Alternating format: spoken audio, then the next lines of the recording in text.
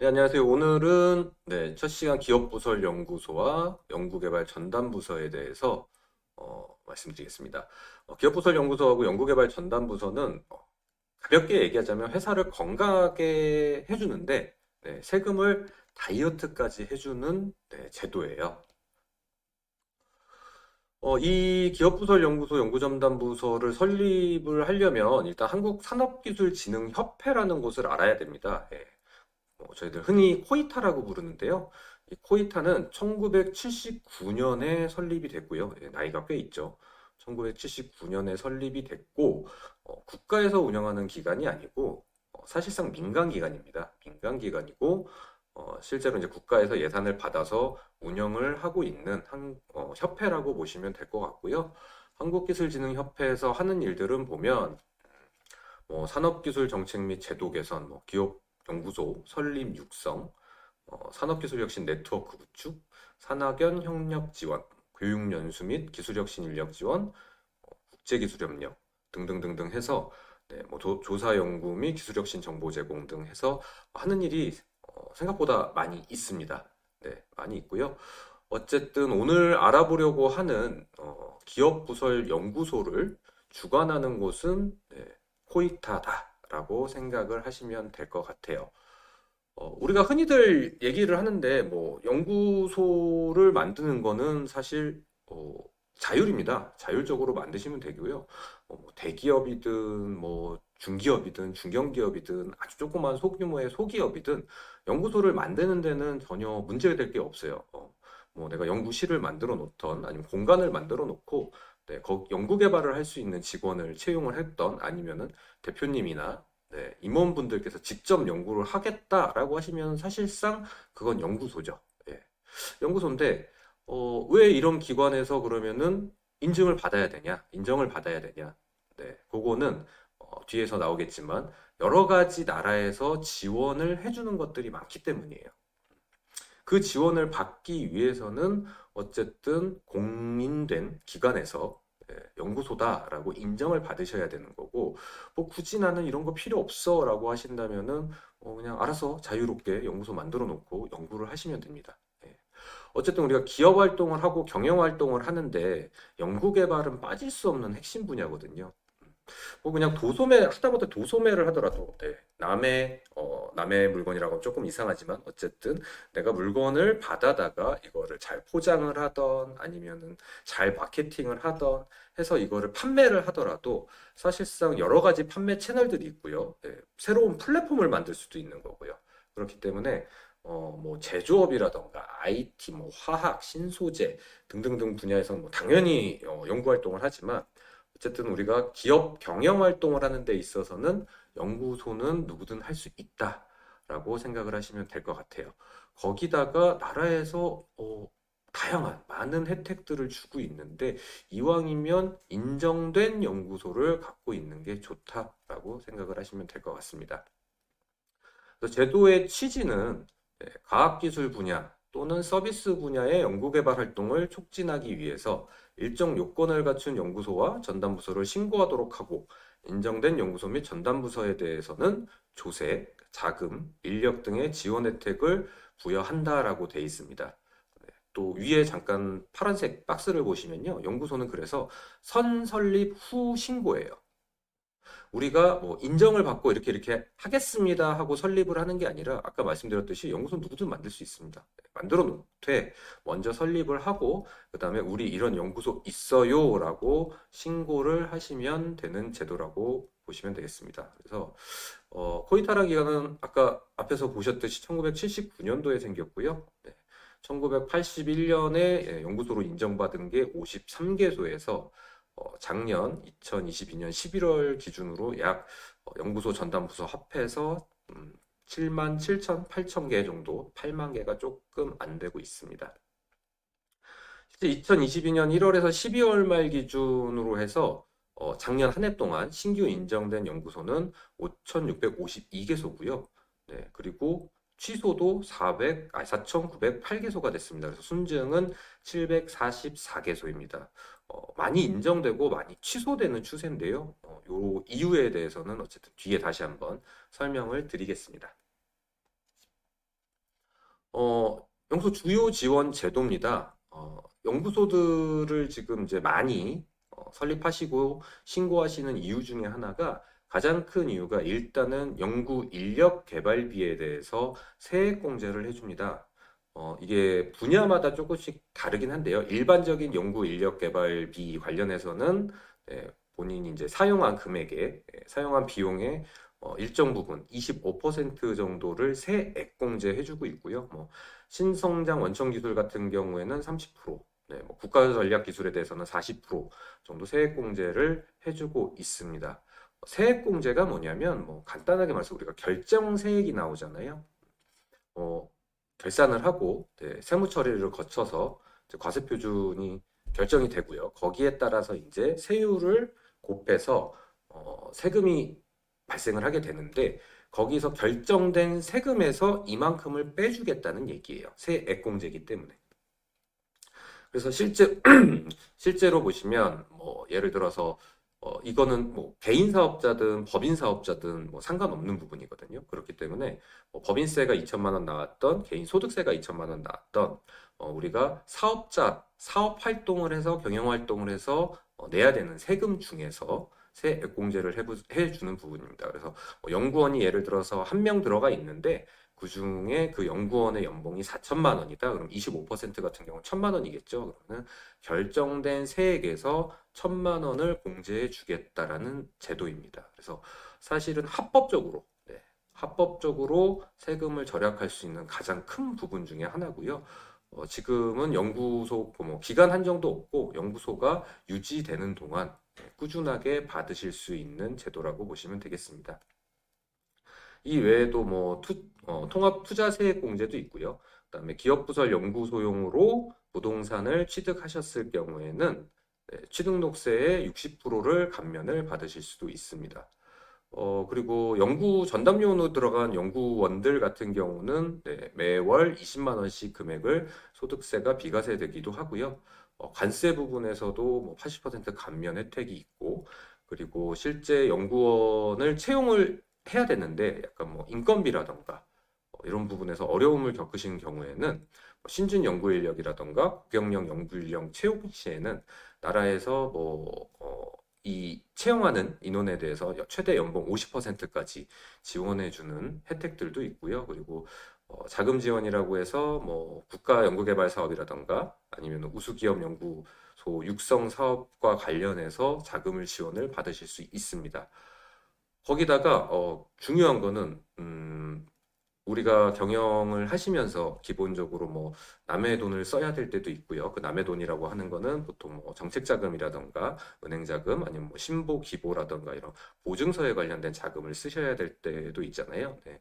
그럴 때도 가산점 부분이 될 수 있고요. 이 외에도 뭐 나라에서 시행하는 정부 과제라던가 정부 정책 뭐 R&D 과제라던가 이런 거를 하실 때도 사실 심사를 볼 때 선정할 때 우대하는 등의 혜택들이 다양하게 있습니다. 그래서 실제로 벤처라던가 이노비즈 인증을 하실 때도요, 중요한 항목 중에 하나로 들어가고 있습니다. 그래서 저희가 앞 모두에 말씀드렸던 것처럼 연구소는 우리 기업 자체를 좀 건강하게 해주는 많은 혜택들을 가지고 있고, 그리고 세금 부분에서는 다이어트를 시켜줄 수 있는 혜택들을 갖고 있다고 보시면 될 것 같습니다. 그러면 우리가 연구소는 뭐 알았어 만들 수 있는데 만들었어. 근데 이거를 어떻게 인정을 받아야 되지? 인정을 받는 게 어려운가? 그 부분에 대해서 한번 살펴보도록 하겠습니다. 연구소는 인정을 받을 때는요, 두 가지 요건을 충족하시면 돼요. 일단은 인적 요건이 있고요. 그 다음에 물적 요건이 있습니다. 그래서 뭐 인적 요건은 당연히 연구원으로 들어가는 분들에 대한 얘기일 거고요. 물적 요건은 연구소든 아니면 전담부소든 설치하는 부분에 있어서 공간에 대한 내용들이에요. 그래서 보시면 인적 요건은 기본적으로는 학위는 자연계 분야, 자연과학, 뭐 공학, 이학, 농학, 의학 계열 등의 학사 이상이 원칙입니다. 원칙은 학사 이상이고요. 과학기술 분야 중에서 대신에 산업 디자인 분야와 서비스 분야를 주 업종으로 하는 연구소와 전담부서는 비자연계 분야 학위도 인정을 하고 있습니다. 그래서 간단하게 생각하시면 그냥 과학기술 분야를 해야 되겠다. 과학기술 분야 쪽으로 우리가 연구를 해야 되는 곳이다라고 하면은 그냥 이공계 나오시면 되고요. 네. 그게 아니고 산업 디자인이라던가 아니면은 우리가 서비스 분야다라고 하시면은 전공 상관없이 네, 박사 이상이면 되는구나라고 생각을 하시면 될 것 같아요. 기본적으로 그리고 이 그 학력에 대해서는 학사 이상을 원칙으로 하고 있습니다. 그래서 모든 기준이 학사기 때문에 예를 들어서 뭐 전문대 중에 2년제라던가 3년제를 나오신 분들 같은 경우는 연구원 경력으로 회사에서 연구원 경력으로 1년이나 2년, 그러니까 2년제 나오신 분들은 2년 이상의 연구원 경력, 그다음에 3년제 나오신 분들 같은 경우는 1년 이상의 연구원 경력이 있으면 동등하게 학사라고 인정을 해주고 있고요. 그래서 고등학교 졸업 같으신 경우는 일반 고등학교는 안 되고 특성화고나 마이스터고를 나왔는데 4년 이상의 연구원 경력이 있다라고 하면은 충분히 인정을 받으실 수 있습니다. 그러면은 학사 이상의 이런 분들이 몇 분이나 필요하냐라고 하면 일반적으로 소기업은 3명 이상이 필요하시고요. 창업일 이후 3년까지는 2명으로 연구소가 유지가 됩니다. 왜냐면 뭐 창업하자마자 많은 인력을 뽑을 수가 없기 때문에 그런 뭐 사유로 해서 어쨌든 2명까지 2명 이상이면 가능하고 벤처 기업이 되시면 꾸준히 2명 이상으로 유지가 가능합니다. 그 외에 뭐 연구원, 교원, 창업기업 같은 경우도 2명 이상으로 유지가 가능하시고요. 이제 중기업부터는 5명 이상이셔야 되고 해외 소재 연구소도 5명 이상이셔야 되고 중견기업, 대기업은 7명, 10명 이상으로 이루어져 있습니다. 대신에 연구소 말고 전담부서 같은 경우는 뭐 기업에 상관없이 1명 이상이면은 연구 전담부서를 등록을 하실 수가 있고요. 올해 좀 바뀐 게 있다면 원래 중기업이 되면 바로 중기업이 된 날부터 한 달 이내에 변경 신고를 통해서 5명 이상으로 하셨어야 되는데 올해는 소기업에서 중기업이 된 기업은 중기업이 된 날부터 1년까지는 3명 이상으로 네, 유지가 가능합니다. 물론 1년이 지나면 당연히 5명으로 바꿔 주셔야 될 거고요. 그리고 창업일로부터 3년까지는 이 연구 전담요원의 자격을 보유한 아까 말씀드렸던 것처럼 자격이 다른 건 없거든요. 네. 학사 이상이시면 대표이사가 연구원으로 겸직이 가능합니다.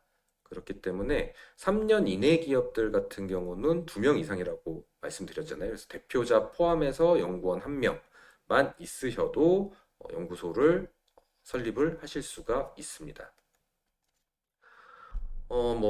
아까 앞에서 보셨던 거랑 연관되는 내용인데, 자연계 분야 같은 경우는 뭐, 이렇게 학사 이상 학위를 가지셔야 되는 거고, 네, 뭐, 전문대 같은 경우는 2년 이상의 연구 경력이 있는 분, 그리고 마이스터 특성화고 같은 경우는 4년 이상 연구 경력이 있는 사람이어야 되고요.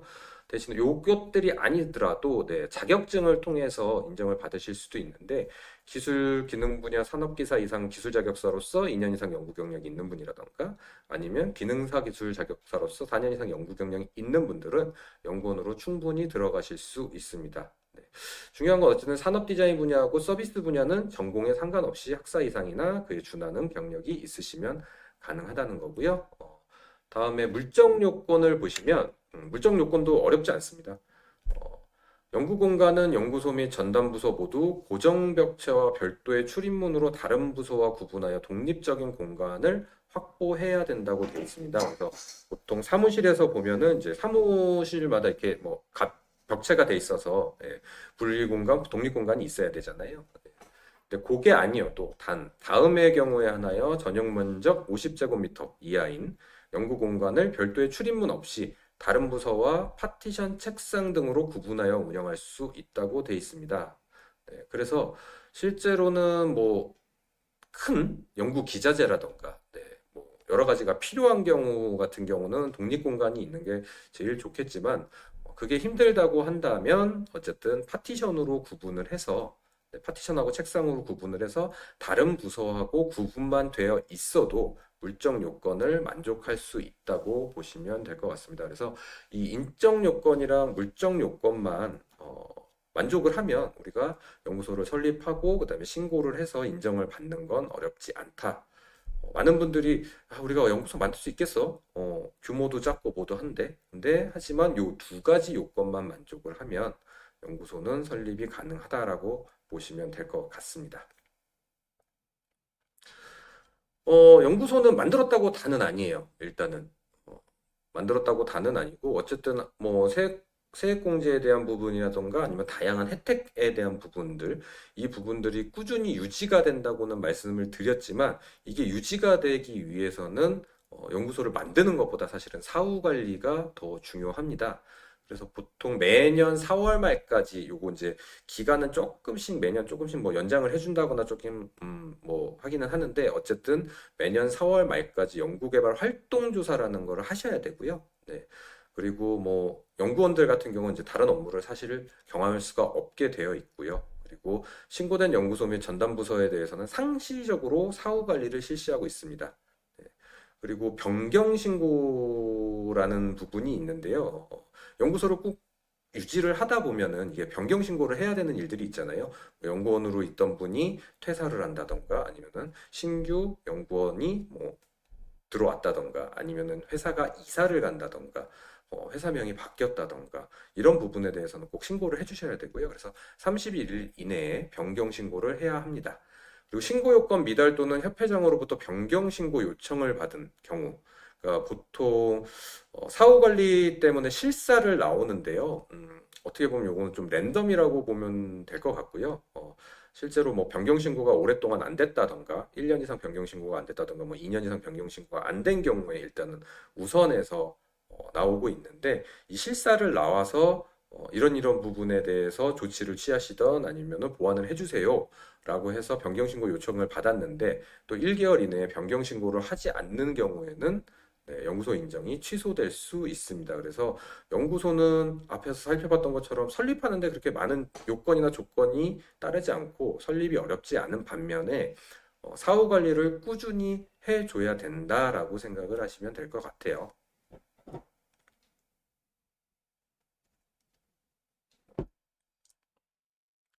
그러면은 연구소는 어느 기업이 신고를 하냐?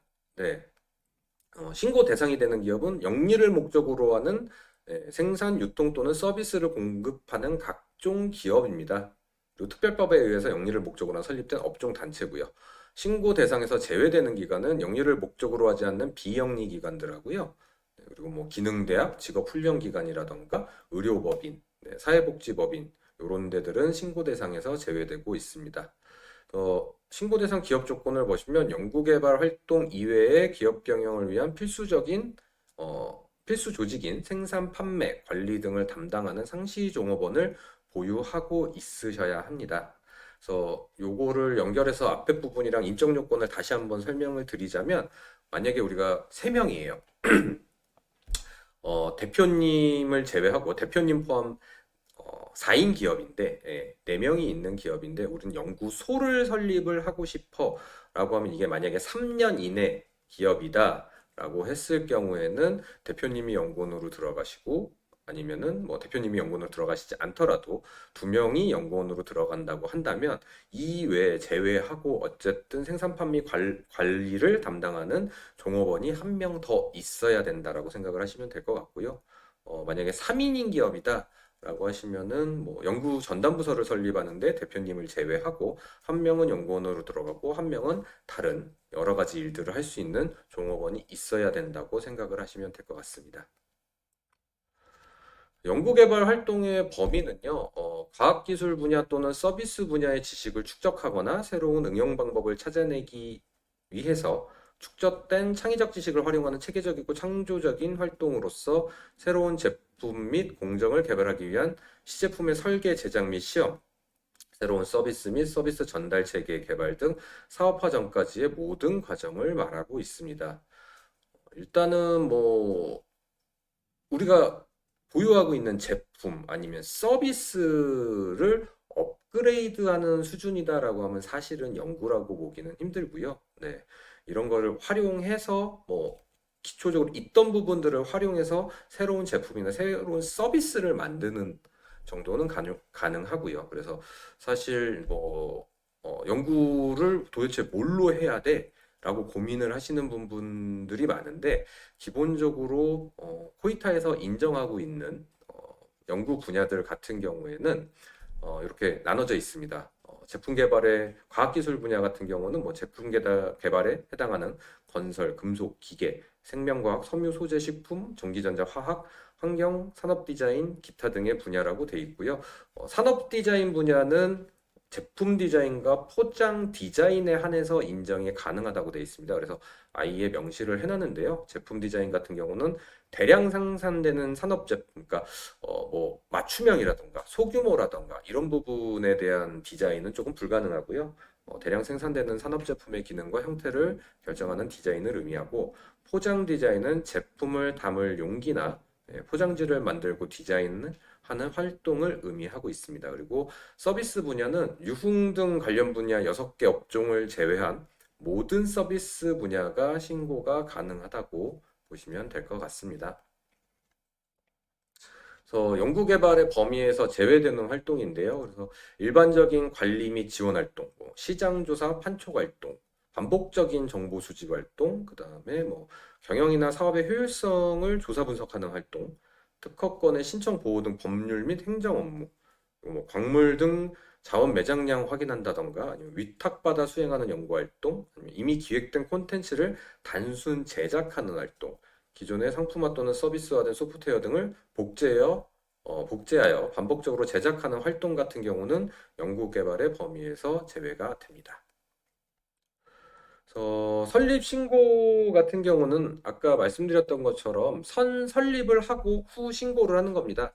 그래서 설립 신고 서류를 보면 기업부설연구소 신청서가 있고요. 그다음에 연구개발 활동 개요서가 있고 연구기자재 현황, 뭐 연구개발 인력 현황 등이 있고요. 이 부분에 대해서는 요즘은 온라인 작성이라 전혀 어렵지 않아요. 전혀 어렵지 않고 뭐 그 외에 첨부해야 될 서류들이 이제 뭐 사업자 등록증 사본이라던가 회사 그리고 기업부설 연구소의 조직도 그리고 연구소가 소재해 있는 곳에 이제 도면 그리고 전용 출입구 현판 사진 및 내부 사진 요 정도를 준비를 하시면 됩니다. 그리고 뭐 필요에 따라서는 이제 중소기업 확인서라던가 벤처기업 확인서, 그다음에 뭐 중소기업 등 기준검토표가 필요할 수도 있고요. 4대 보험 가입자 명부라던가 이런 것도 필요할 수 있습니다.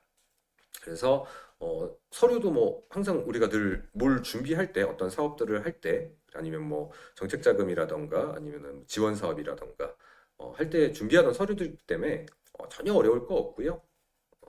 이런 서류들을 준비하시고 네. 이렇게 사이트에 들어가셔서 설립 신고를 하시면 됩니다. 아까 앞에서 보셨던 코이타 사이트는 아니고요. 예, 코이타에서 운영을 하는 사이트인데 rnd.or.kr을 치고 들어가시면 이 화면이 나옵니다. 그래서 로그인을 하시는데 처음에는 로그인을 하실 때 개인 사업자든 법인 사업자든 사업자 등록 번호를 입력을 하시고 법인용 아니면 개인 사업자용 공인인증서를 치고 들어가시면 로그인이 됩니다. 별도 회원가입 필요 없이 바로 로그인이 되고요. 그리고 좌측 하단에 보시면 설립 신고하기가 있어요. 그래서 이 설립 신고하기를 누르시면 이런 화면이 뜹니다. 그래서 뭐 연구소나 아니면 전담부서 설립 신고 화면이 뜨고요. 앞에 부분은 제가 지금 생략을 해놨는데 자가진단 부분이 떠요. 네. 간단한 자가진단이기 때문에 읽어보시면 전혀 어려우실 게 없고요. 뭐 하나씩 체크를 하시면 거기에 따라서 네, 자가진단에 통과를 하시면 이 화면이 뜰 거고요. 내용들 보셔도 기업 정보를 먼저 입력하시고 어려운 부분 없겠죠. 그리고 연구소에 관련된 정보를 먼저 또 입력을 하시면 되고요. 연구개발 활동 계획서가 있는데 이 부분도 너무 막 고민하셔가지고 빽빽하게 꽉 채워야 되겠다라고 생각하시고 쓰실 필요 없어요.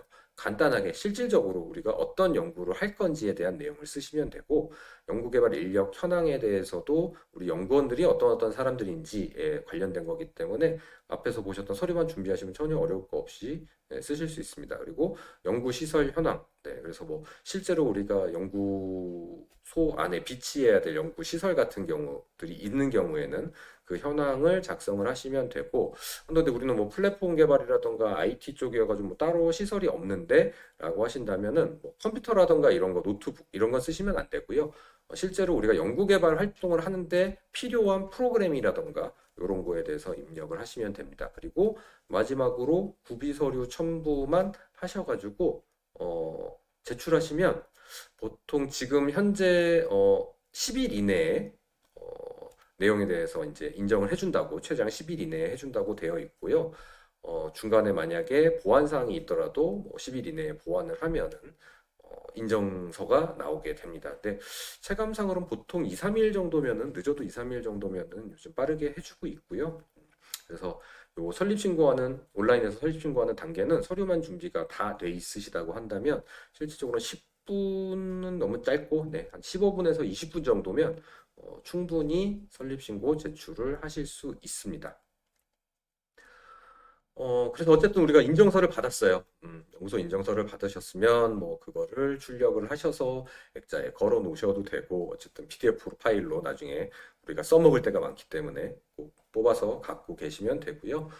어, 앞으로 이제 사후 관리가 중요하겠죠. 그 뒤에 꾸준히 관리를 하셔야 되고 변경 신고 부분인데 변경 신고가 필요한 경우들이 쭉 나와 있습니다. 그래서 뭐 기업체 명칭, 소재지, 대표자, 기업 유형이나 업종이 바뀌었을 때 꼭 변경 신고를 해줘야 되고요. 연구소 전담부서에서도 명칭이라던가 연구 분야 아니면은 연구소장, 연구개발 인력, 연구 공간이 변동이 있었을 때는 꼭 변경 사항이 발생한 날로부터 30일 이내에 변경 신고를 해주셔야 됩니다.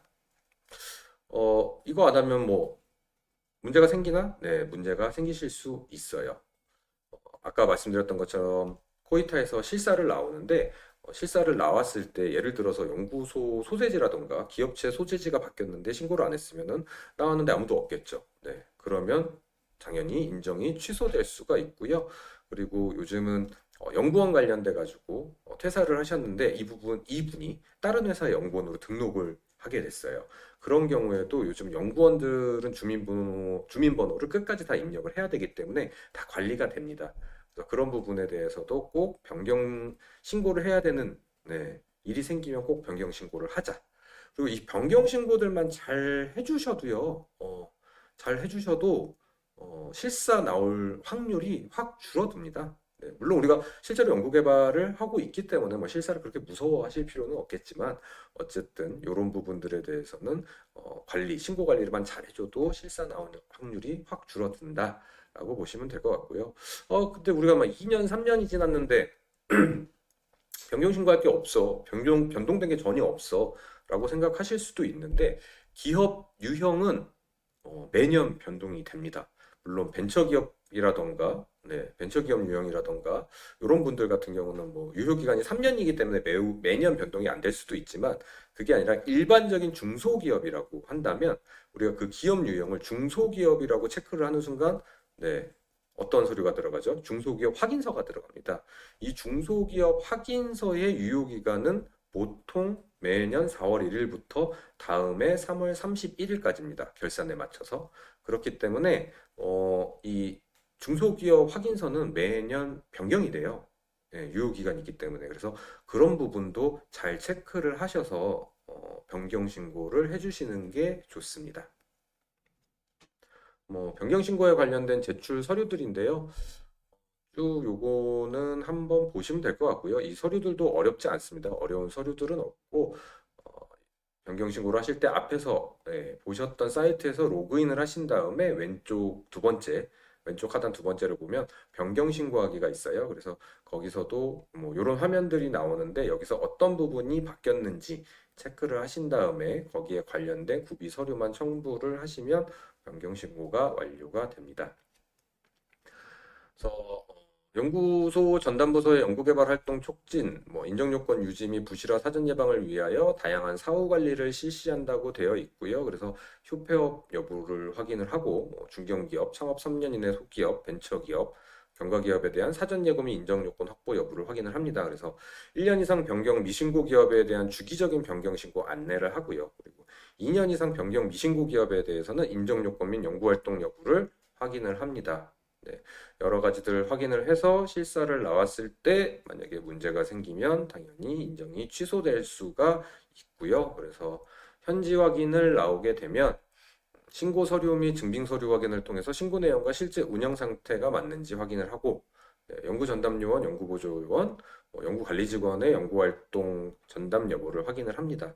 그리고 연구공간의 적정성 여부 등등 확인을 하고요. 앞에서 우리가 설립할 때 필요했던 인적 요건, 물적 요건에 대해서 확인을 한다고 보시면 될 것 같습니다. 그래서 확인을 했는데 연구개발 활동이 있고 인적 요건이 충족을 하고 신고 내용이 일치를 하면 조치는 없고요. 만약에 이 부분에서 조금 미흡할 수도 있잖아요. 뭐 우리가 아예 이 부분에 대해서 막 전문가적으로 전문적으로 막 하면 상관이 없는데 그게 아니라 변경 신고가 조금 늦었다던가 이런 부분들에 대해서는 아니면은 처음에 우리가 설립 신고를 할 때 뭐 찍었던 뭐 사진까지 제출을 했지만 위치라던가 이런 게 좀 변경이 됐다던가 하는 부분에 대해서 미달하는 부분에 대해서는 일부 불이치할 경우에는 1개월 이내에 보완을 해달라고 요청을 하십니다. 나오신 분들이. 네. 무조건 이제 실사를 나와서 이분들이 무슨 경찰이나 검찰처럼 잘못된 점 막 찾아내가지고 무조건 인정 취소하려고 하시는 게 아니고요. 나오셔가지고 일단은 미흡한 부분에 대해서 보완을 해주세요 해가지고 보완 요청을 먼저 할 거고요. 그래서 그 보완을 하시게 되면은 전혀 이상 없고요. 대신에 보완을 해달라고 하고 그 기한을 줬는데 그 기한까지 보완을 하시지 않을 경우에는 인정이 취소될 수 있습니다. 그리고 실제로 나왔는데, 일단은 소재 파악도 안 되고, 아까 말씀드렸던 것처럼 이사를 갔는데 변경 신고를 안 했어요. 그러면 이분들이 나와도 모르겠죠. 어디로 갔는지. 전화해도 연락도 안 받고. 그런 경우에는 이제 아예 연구개발 활동이 없는 걸로 보고요. 그리고 인정 요건도 충족하지 못하고 신고 내용하고 또 불일치하면 직권 취소란 걸 하게 됩니다. 네. 위에 보시면은 뭐 예를 들어서 이런 보완을 하는 경우라던가 아니 이렇게 해가지고 하면은 어쨌든 유지가 계속 되시는데 만약에 나와서 이것도 저것도 아닌 경우에는 인정 취소가 직권으로 된다고 보시면 될 것 같아요. 그럼 이게 어느 부분에 좀 문제가 생기냐? 일단 연구소를 갖고 있던 연구소가 있어서 전담부서가 있어서 우리가 받을 수 있었던 혜택들은 그 이후로 다 받으실 수가 없다고 보시면 될 것 같고요. 특히나 우리가 연구소로 연구활동을 해서 세액공제를 받았는데 그 부분에 대해서는 환수를 하셔야 되는 부분들이 있어요. 그래서 어, 예를 들어서 거짓 또는 부정한 방법으로 인정을 받은 경우 아니면은 이제 직권 취소가 된 경우에는 인정일이 속하는 과세연도 개시 그러니까 우리가 처음 인정을 받았던 우리가 연구소 인정을 받고 3년이 지났어요. 예를 들어서 3년이 지났고 그 3년 동안 우리는 열심히 세액공제를 받았습니다. 근데 3년 있다가 딱 왔는데 실제로 연구소 신고했던 거랑은 너무 다르고 거기다가 뭐 이사를 했는지 뭐 했는지 파악도 안 되고 소재 파악도 안 되고 아무 활동도 없었고 라고 한다면은 실제로 우리가 그동안 3년 동안 받았던 세액공제 부분에 대해서는 배제가 되기 때문에 다 환수 조치를 당하실 수 있습니다. 네, 그리고 인정 기준 및 준수 사항을 위반한 경우에는 인정 취소일이 속하는 예를 들어 나왔는데 뭐 이래 해가지고 뭐 준수사항 위반을 해서 어쨌든 취소가 되는 경우에는 인정 취소일이 속하는 과세연도 개시일 그러니까 예를 들어서 올해 2023년도잖아요. 2023년도부터는 아예 못 받는 게 돼버리는 거죠. 그리고 만약에 자진 취소의 경우들이 있어요. 그래서 자진 취소 같은 경우는 우리가 이제 뭐 연구소를 운영을 했는데 조금 지금 인력이 다 빠져나갔다라던가 아니면 물적 요건에서 우리가 지금 현재 유지를 못하는 상황인 경우에는 자진 취소를 하실 수가 있습니다. 그래서 자진 취소 같은 경우에는 취소를 오늘 당장 하셔도 만약에 요건이 된다고 하면 내일 다시 설립도 가능하세요. 근데 나와서 직권 취소가 된 경우에는 1년간 설립 신고가 되지 않습니다. 그리고 자진 취소를 한 경우에는 예를 들어서 2023년도 6월에 자진 취소를 했다라고 하면 인정 취소일부터 세액공제가 배제되기 때문에 1월부터 5월까지 활동했던 부분에 대한 R&D 비용 세액공제는 가능하십니다. 그래서 이런 부분들은 잘 생각을 하셨다가 최대한 사후 관리를 열심히 하셔가지고 직권 취소가 되는 일은 없도록 하셔야 될 것 같습니다. 그리고 뭐 뒤에 부분은 세액공제 관련된 참고 자료인데요. 국세청에서는 2020년도 이후로 매년 사전 심사 제도를 하고 있습니다. 그래서 보시면 2021년도만 해도 연구소로 공제를 받은 금액이 2조 원이 넘어가요. 네, 일반 기업, 뭐 중소기업 다 합쳐서 2조 6천억 원대의 세액공제를 받았고요. 그래서 국세청에서는 사전심사 제도란 걸 운영을 하고 있습니다. 그래서 신청인이 사전심사 결과에 따라서 세액공제 금액을 반영하여 법인세를 신고하는 경우 아래와 같은 혜택을 드리고 있습니다. 사전심사 제도는 의무는 아닙니다. 의무는 아닌데 우리가 진짜 세액공제를 받을 수 있을까 없을까 하시는 분들이 이제 뭐 일단은 사전심사 제도에 신청을 해보실 수 있고요. 세무조사 이 혜택 중에 하나는 나중에 세무조사 등으로 인해서 심사 결과가 다르게 과세 처분이 되더라도 과소신고 가산세가 면제된다고 되어 있습니다. 보통 이제 솔직히 뭐 연구소 때문만 연구소로 세액공제를 받았기 때문으로만 세무조사가 나오는 경우는 흔치 않다고 생각되고요. 그래서 저는 세무조사가 나왔을 때 연구소로 세액공제를 받은 부분에 대해서도 같이 조사가 들어가겠죠. 같이 조사가 들어가는데 이 부분에 대해서는 보통 불성실 신고 가산세는 붙지 않고요. 대부분 과소신고 가산세가 붙게 돼 있습니다. 근데 사전심사 제도에서 통과가 된 기업들 같은 경우는 나중에 세무조사에서 문제가 되더라도 과소신고 가산세는 면제를 해준다고 되어 있습니다. 뭐 올해 같은 경우에는 네, 어, 일단은 서류상으로도 많이 간소화가 됐다고 하고요. 예, 왼쪽하고 오른쪽 비교해 보시면은 많은 부분까지는 아니지만 어쨌든 네, 몇 가지 부분들에 대한 서류들이 간소화가 됐고 신청도 홈스택스에서 간단하게 신청을 할 수 있도록 변경이 됐습니다. 그래서 보시면 이를 위해서 뭐 지방청에서 실시하였던 중소기업에 대한 기술심사를 본청의 각 분야별 기술심사관이 담당함으로써 일관성 있고 전문적인 심사 서비스를 제공할 예정입니다라고 돼 있고요.